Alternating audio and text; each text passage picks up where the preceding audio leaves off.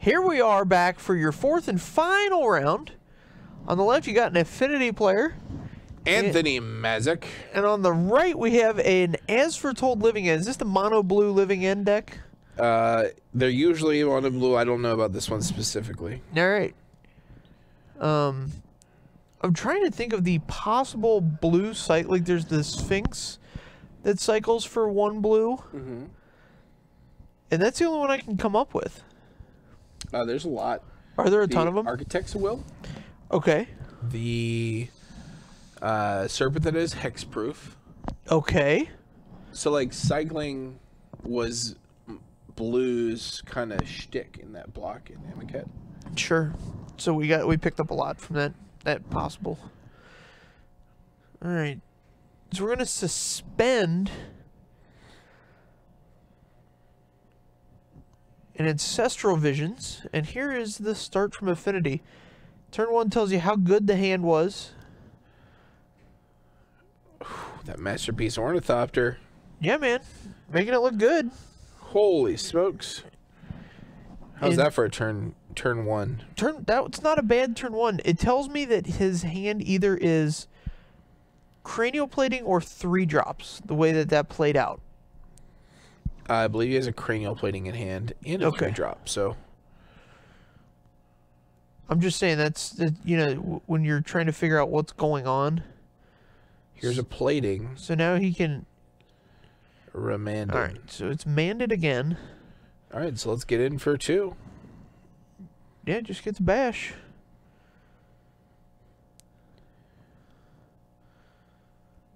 Yep, take 1. Oh, no, we're making mana.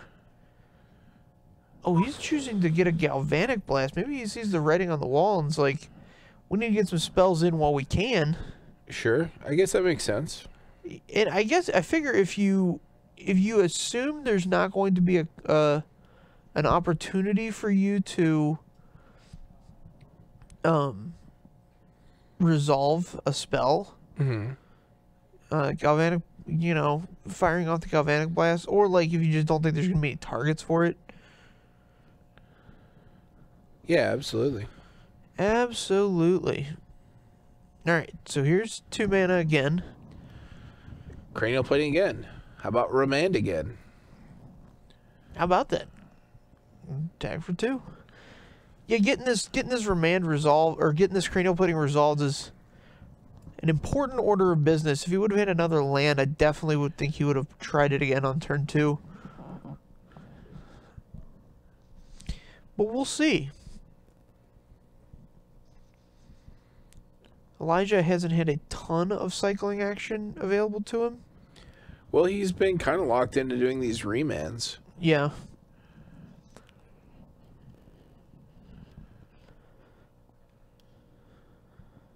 Cranial plating. How about a 3rd remand? Anthony's got to be sick of that. Well, even when you're sick of things, there's certain things you put up with. Tag for 1. Elijah to 10. And so now Anthony can be cracking in for totals of 5. Yeah, it's a pretty big deal. With the Signal Pest and the, you know, all the 0 drops. Elijah draws his 4th land. And this Ancestral Vision is coming off of suspend. Draws an As Foretold. That's the important one. So you can As Foretold.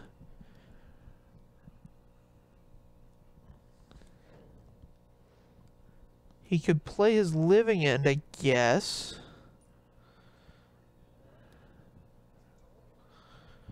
Is it exactly 0 or is it X or less? I believe it's X or less. Okay, so I'd probably start with... Well, you're in a position now where you basically have to start with the Living End. Right.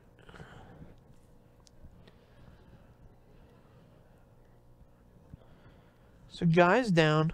So the old Living End deck, the Jund colored one, was a fantastic matchup for Affinity. Yeah, I imagine this one's just as good. This is a Steel Overseer? There's a Steel Overseer. So if you draw an Arcbound, if you resolve an Arcbound Ravager, I guess, in this matchup, it's basically not a winnable match. Right. It's You just yeah. lose. There's just no way. As long as you know how to play it. Because the Arcbound Ravager lets you choose whether your guys are going to be in play or in the graveyard. Well, beyond that, if you sacrifice all your guys except the Arcbound Ravager and then let Living End resolve, Then the you get modular a- trigger gets to go on the guys who yeah, you get a sacrifice. modular, the guy that gets brought back, and It's pretty nice. just all good. All upside.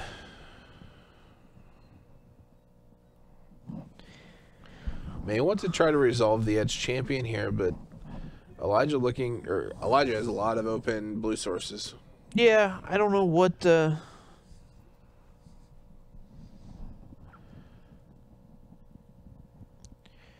Here's 4 mana, Cryptic Command. Yeah. And Anthony. That'll do. Man, those remains just coming in fast and furious and keeping that cranial plating in the old Gripperino. Yeah, that really was the story here. Anthony not drawing a second land, but he was fine. He just needed to be able to resolve that cranial plating, and it never happened. Yeah, he would have also settled for a Mox Opal. Yeah, Mox Opal would have been great. Lots of great possible spells. Going into the sideboard here, I guess you bring in like a Relic of Progenitus. Seems pretty reasonable. Yeah, Relic's fine if you got it. Yeah, some I Affinity wouldn't decks. stretch yourself too thin. Use all the Living End. If you're an Affinity player, you probably know that Living End's a very good matchup for you. This one doesn't seem too different, as the addition of permission via blue doesn't really matter to you. Like, Yeah, you tend to come in way under that anyway. Yeah, the card you don't really care about is Edge Champion. Right. And if you're playing any number of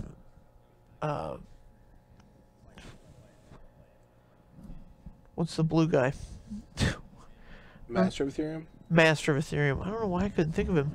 Any number of those can also come out. I mean, that card's part of your best draws, like to get him dead as quick as possible, but Right. you don't really need the body to outsize him. You'd much rather have The aggression. the aggression. The raw aggression.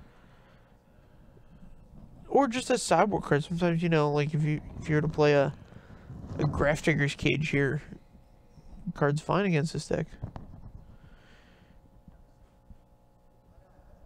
It's not. Oh, right, because of the way Living End is worded. I always think that, and then I do it, and I'm like, oh, Grafdigger's Cage is... And then I'm like, man, I'm really not smart about this game.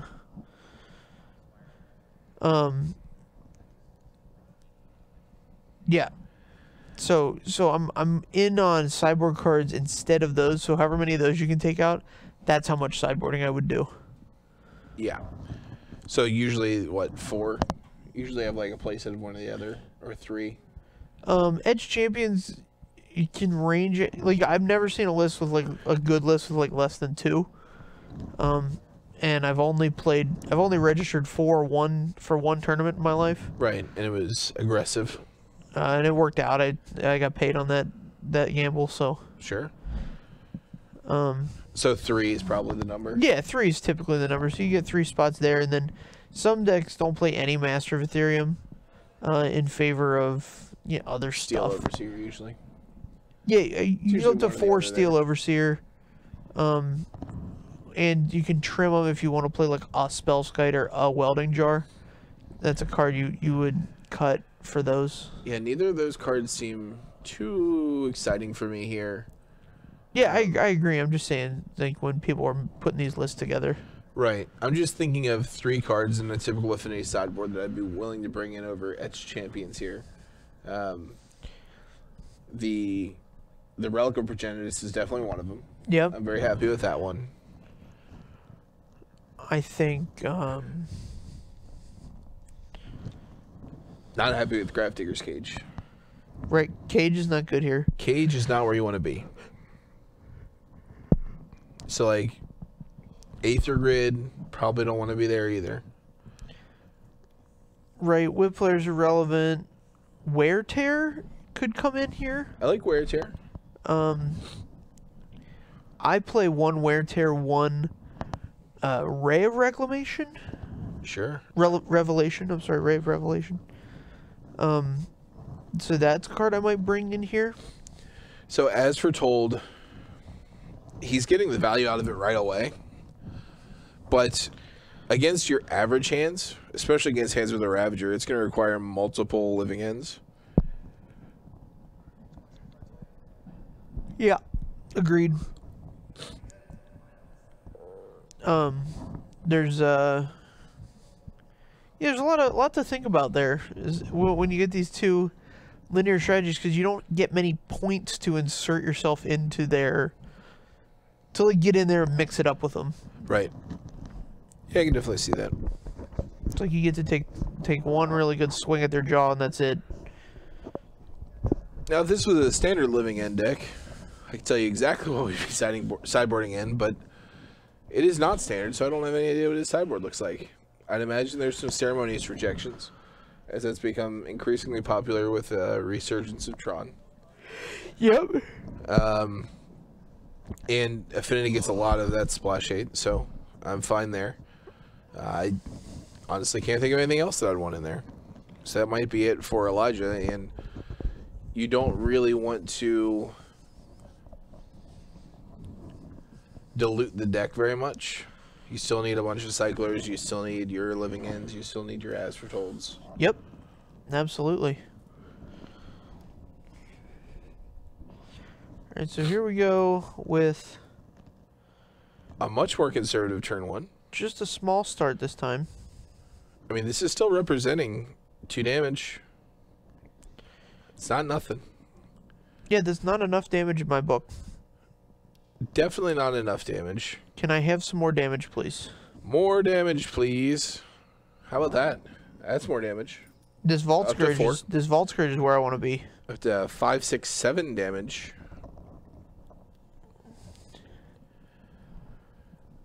Eight. It'll be 8 damage on turn 3. 1, 2, 3, 4, 5, 6, 7, 8. You're right. Sorry. Sorry. 8. OMG new 1 just subscribed with $5 sub. $4.99. Oh, come on. You're not going to give him the penny. Give the man the penny. This is the 5th month in a row. I'm going to give him the penny since it's the 5th month in a row. I'm proud of you. The old 5 for 5. You made a good decision this day, OMG noob 1. Hurkle's Recall. Just Hurkle-Durkle. Now here's where Anthony... Oh, no. You had some zero-costers in hand? You had some one-bangers in hand? Why did you just pass there? I don't know. It doesn't say and end the turn. Holy smokes. I'm assuming he didn't do it at end of turn. Holy smokes on a pancake. Well, Anthony played a nice line there if he was playing around Hurkle's Recall because he didn't animate his land and then attack. Right. That's where they get you. Holy smokes. When you animate your land and then try and get in and they're just like recall you might as well just scoop them up. See, that got returned to his hand last turn. Yeah, he could have cast it for 0. Could have been swinging it for 1.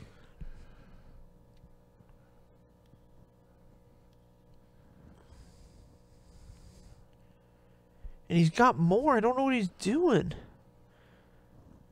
Here's the thing. He's playing around control. He's playing around counter magic too much. So, like, so say you've got, like, a bunch of cards in hand like Anthony does now, like 5 or 6 cards. Yeah. If he's going to have a remand or whatever, like, fine. Let him have his remand.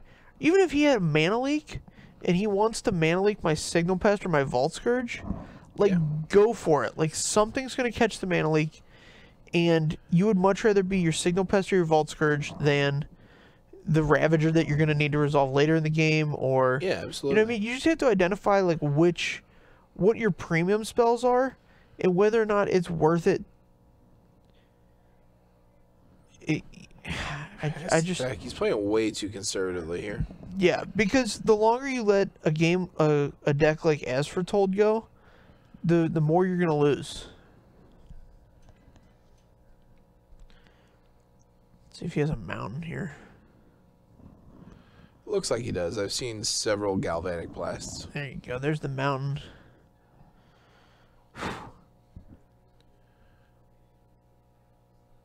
The other thing is, your spells cost so much less than any amount of counter magic interaction. Yeah, if he Elijah has so cryptic commands a 2-drop, you are fine with that. So you just cast your spells in ascending order of importance. Right. And if he wants to count, you know what I mean? Like you're just gonna keep playing this guessing game. Like, hey, do you think I have a more important one than this? Do you think I have a more important one than this? Where you at? And eventually, like even if he counters the most important one, you still got 3 fairly, good ones on the board. Anyway, back to OMG1. $5 subscriber, 5 months in a row. Guys like that keep this stream going. Consider yourself a subscriber. Well, he subscribed. Of course he's a subscriber. I know. I'm just saying consider subscribing. Oh. So this is to all of you. All of you non-subscribers out there. You freeloaders. Whoa. You guys that just come in and lollygag around in the chat. Absorb all of my wisdom. Absorb all my wisdom about how to play the Affinity deck in a tight, efficient manner against all types of matchups. Alright. So did we get Counterspell tap the team? Yep, counter tap. Alright.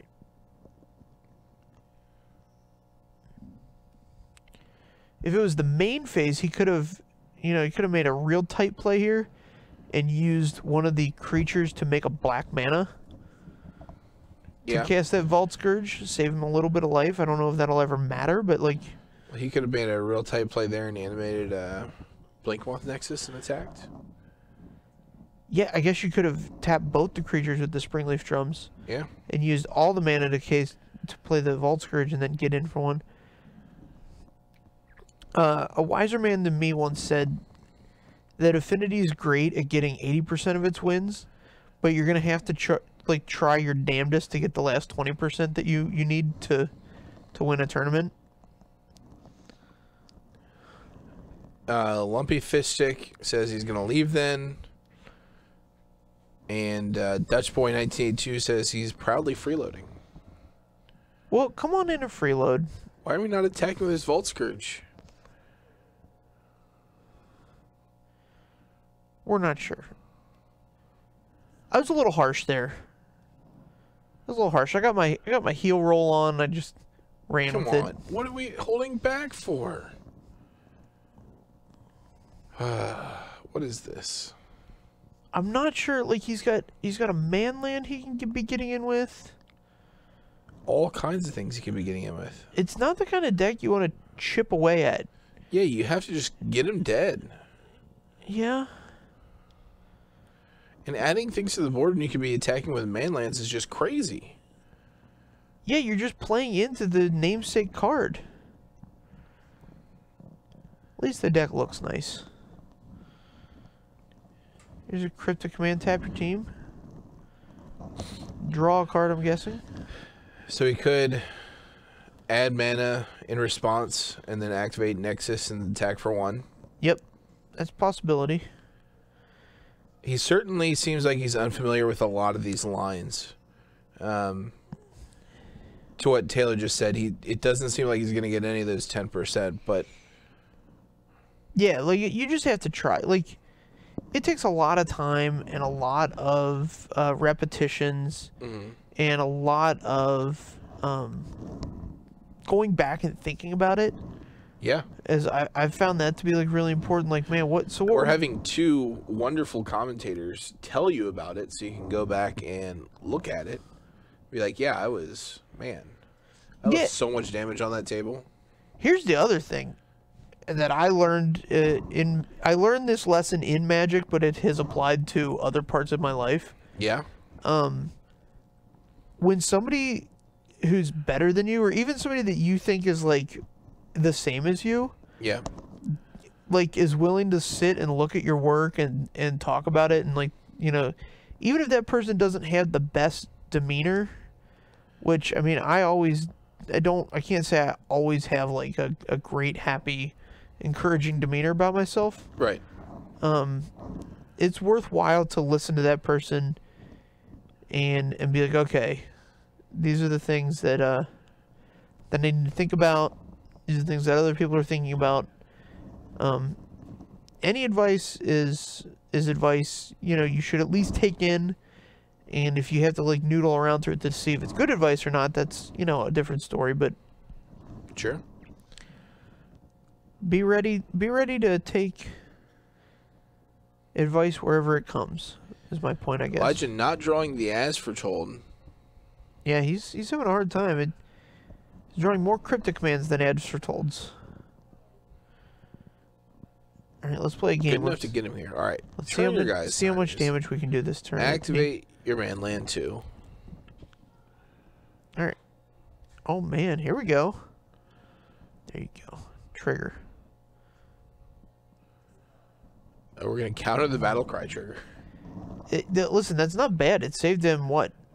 4 damage. 4 damage? Sure. Yeah, no, it's perfectly fine here. Might have bought him a whole nother turn.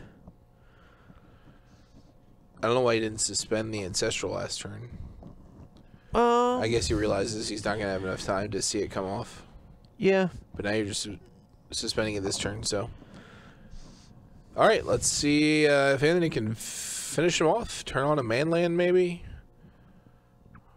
Turn some guys sideways. Nope, not turn on a manland. Just turn guys sideways. All right, so it's 1, 2, 3, 4, 5, 6, 7, 8. Putting Elijah to 1 or 0. Maybe I miscounted. Yeah, maybe we had the life total a little off. Oh man, there's another Hercules recall on top of that. That's all. Elijah went through a lot of cards there, and even in a deck of a high density of cyclers and drawers, sometimes you miss that key card that as foretold that he needed to really go off. He needed the as foretold. Anthony really needed, like, he could have had him dead 4 turns earlier. Yeah, I mean, I don't know, man. It's tough. It's a hard enough life, that's for sure. Yep. Disallow is the ouch, says Dr. Bluntfingers 87. That's a nice name. Blunt. BLUNT fingers. Blunt fingers. Yeah. I didn't know if you said blood fingers. No, Dr. Bluntfingers. All right. Is this the guy? Is this the guy you pass it to? You like roll one up? No, his fingers are just not sharp. They're blunt. Oh, does he have? That can be a sign of a medical disorder. If you have hammer fingers. Yeah, I don't think he has hammer fingers. I just don't think they're very sharp. Clubbed fingers. I don't think that's a thing. Clubbing. I think that's a thing. I don't think clubbed fingers. Like, you can have a club foot. I think it's called. What's it called when your fingers are? I think it's called clubbing on your fingers.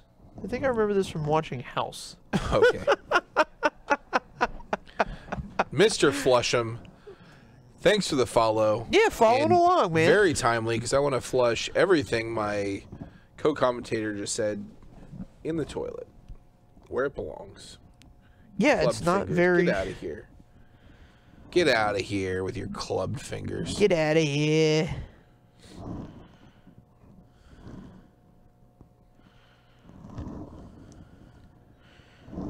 Oh, man.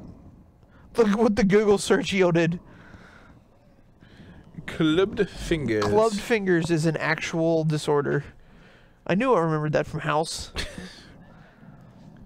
Okay, so Dr. Bluntfingers, watch out. You could have heart or lung disease. There you go. Pulmonary disease of some kind. Or cystic fibrosis or celiac disease. I think you would know if you had cystic fibrosis. But if you had some issues with gluten lately, maybe you've got the celiacs. Oh, I hope not. I feel bad for those people. I mean, kinda. Kinda? Yeah. Alright.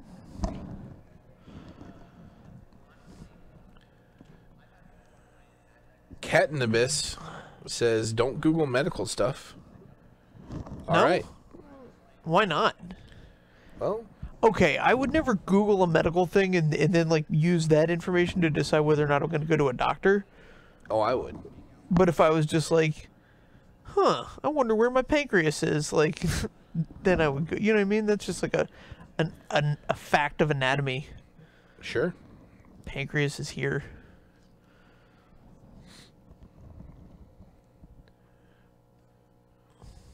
Oh, Variants, man. we got a keeper. Is it, though? Well, he might be going to the academy. He's up first.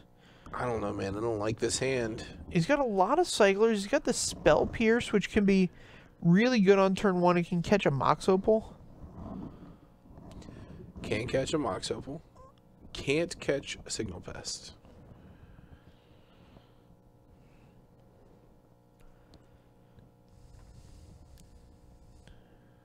All right, we find the second land. Is that a Tolaria West in his hand? I believe so. Okay. 2 lands is much better. I thought this was a 1-lander that he kept.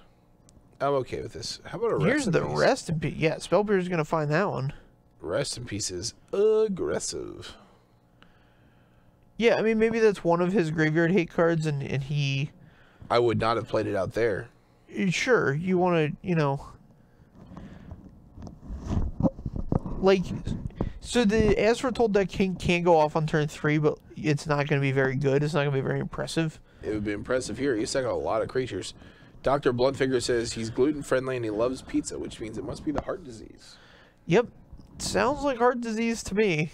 I've made my diagnosis by using Google.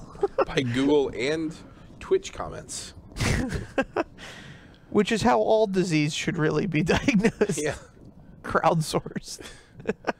Diagnoses by Twitch.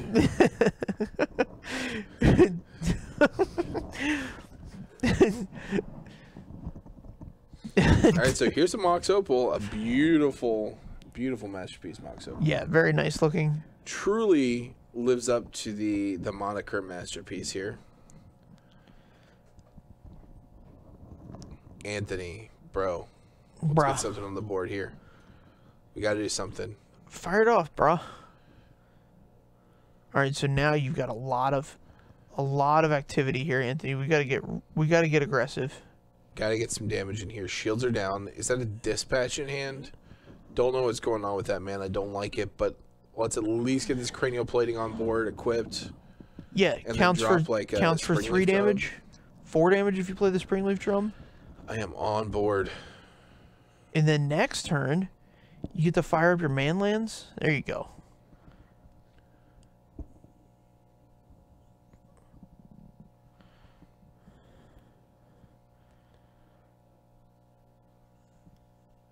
What?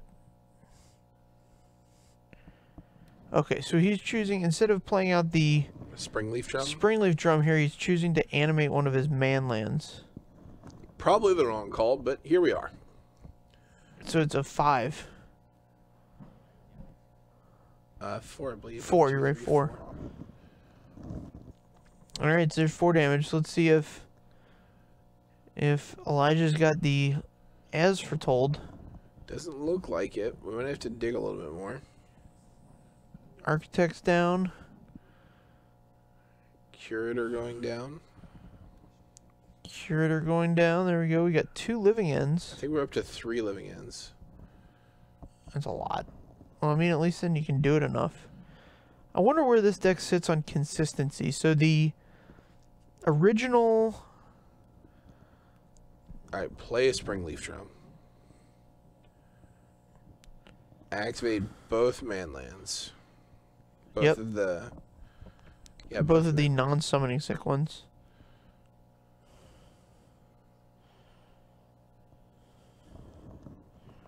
Yeah, get them all in. Get them all in, man. I think he's considering whether or not he should equip the cranial plating to the Ink Moth Nexus, which isn't like the worst thing to consider. 1, 2, 3, 4, 5, potential 6, 7, 8 poison. All right, so we've decided. What? So if you just use one of your lands to do that, you get an additional point from the battle cry. This is 1, 2, 3, 4, 5, 6, 7 poison. 8. 1, 2, 3, 4, 5, 6, 7. So 8. Okay. And you could have another permanent on the board, and have dealt him some incidental like regular damage in case he takes care of the Ink Moth next turn. What I do like here is that he can put the cranial plating now on the. So here's the play. Vault Scourge, or on the Signal Pest. Yeah, you attack the Signal Pest. Because the Ink Moth Nexus will get a Battle Cry trigger. I don't know what we're doing here. All right, so we've decided to surgically extract. Okay, so we know about a crypto. Okay, so I could see this being the line since we know about cryptic command. So what you do is you say combat. You force him to cryptic command, and then if he doesn't, you have to equip first. But yeah. No. Yeah. It doesn't matter because you can instant equip with Mox Opal and Spire of Industry. Sure, but you want him to cryptic, so just equip it first. Right, you just equip it first. All right, yeah.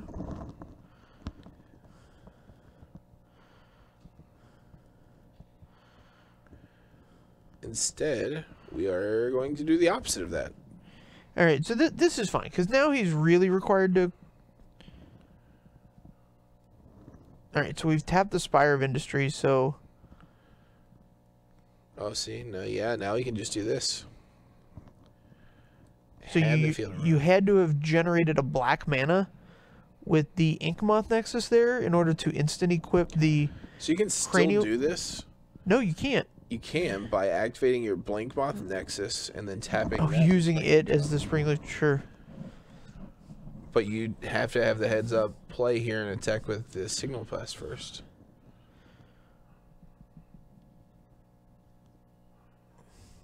Yeah.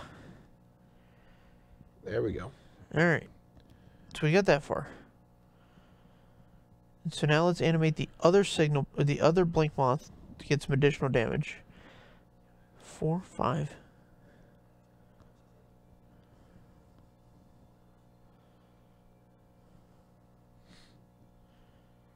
This is just 5 damage. 1, 2, 3. 5. So it's really important 4. here actually to make it 6. Yep. Because it's half as it puts on a 1-turn clock. Especially with the type of tricks you can play with, like having the Signal Pest be equipped already, and then him having a cryptic command, and then you get to activate your Blink Moth Nexuses and using the black mana to instant equip. It creates a lot more texture if he's at 6. So he's just dead here if he doesn't cryptic. So you just pass. So just count it up, man. Like, if you have somebody dead, you don't need to additionally kill them, right? You know it's in his hand. Right, you see his hand. You see the 1, 2, 3, 4, 5, 6. So he's got to be 6 unless he cryptics. And he can just bounce draw, I guess. I guess he could bounce the cranial plating and draw. I don't know what's happened here, if he's attacked with these lands or if he's just animated them. Just animated them. As a...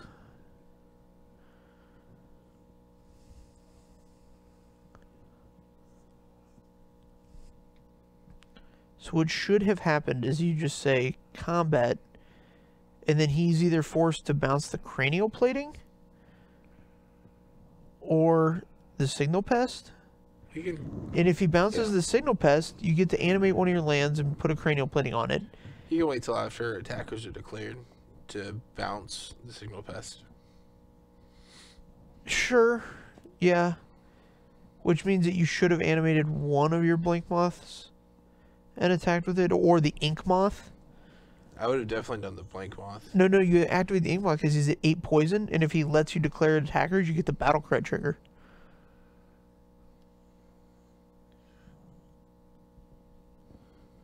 How you feel about that? Not great, because you can just equip your stuff at instant speed anyway. Well, I know, I'm just saying if he lets you declare attackers.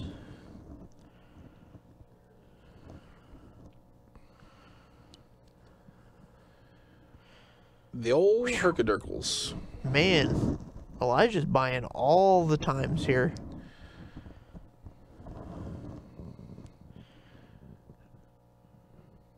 Alright, let's see how much stuff you can get back onto the board. It's like a game. 1. 2. Another land, so you can play 2 artifacts here. 3. Can't tap that yet. It doesn't do that yet. You gotta get a Springleaf Drum out. Yep. There we go. Now it's on.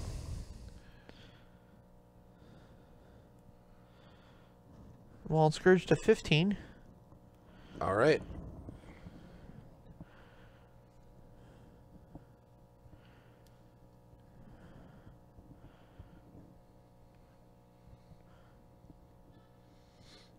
Alright, what do we got here? We got a Mem Knight. That's a good start. Let's animate this. I don't think we need to animate anything. Yeah, we do. You want to animate the Inkmoth Nexus because it alone kills him. I understand that, but you want to leave it up in case he has another cryptic to tap your guys. Because you have enough damage on the board to just kill him with this cranial plating. Yes, the cranial plating with... Right.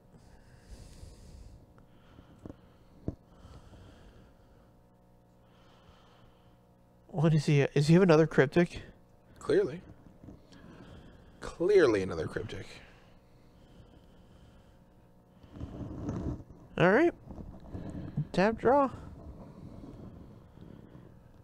Yeah, some of these affinity lines are like very hard to see, especially through cryptic command or like depending on whatever card you want to put him on.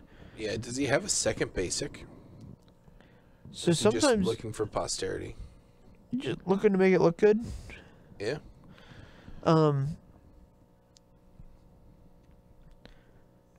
like with Affinity, you can actually like sit there as long as they'll let you and Right. think through, like devise a line for every card he could possibly have, and then just narrow that down into like what cards he most likely has, Sure. and then like you find these lines that are like halfway between the two lines, and like how much do I have to commit to actually? It's like a really fun puzzle game to play. A fun little puzzle game. When you're playing the deck.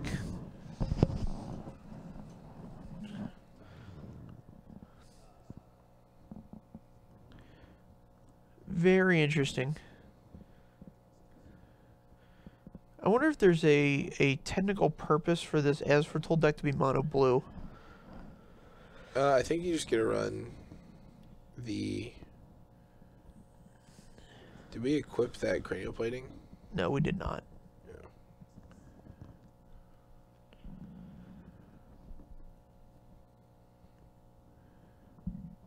Go for the kill.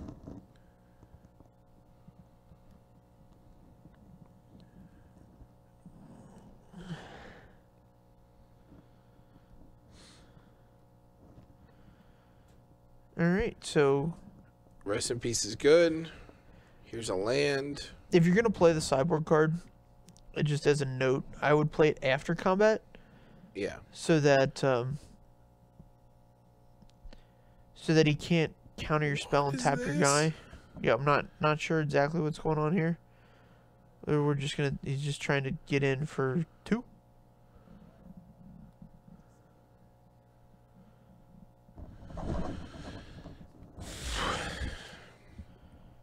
Could have gotten in for 4. Could have equipped this cranial plating. Yeah, a lot of things Got could have in for happened a there. lot more. Is he just comfortable taking it real slow? Yeah, I don't know what he thinks is going to happen if he attacks with the Mem Knight. Like, Yeah, all right, there we go. All right, game over. 10 minutes left in the round. Longest Affinity match I've ever seen, but let's talk about a lot of the lines, which is pretty cool.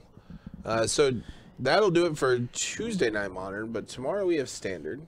Thursday we have more Modern. Yeah, I'll be here piloting Lantern, much to everybody's delight. And then Friday, more Modern. And then Saturday, we're not going to be here. Saturday, I say more Modern, but I didn't want to get your hopes up. Saturday, we're dark. Final Fantasy on Saturday. What? Is it actually Final Fantasy on Saturday? Yeah, there's a big tournament apparently. Are we streaming it? Top Deck Productions is streaming Final Fantasy TCG on Saturday? Yeah. All right, Final Fantasy or Saturday, we're not dark. Sunday, we're dark. Yeah, Monday we're dark. The store's closed. Store is dark on Monday. But next Tuesday, hot modern action. The hottest modern action on every Tuesday night.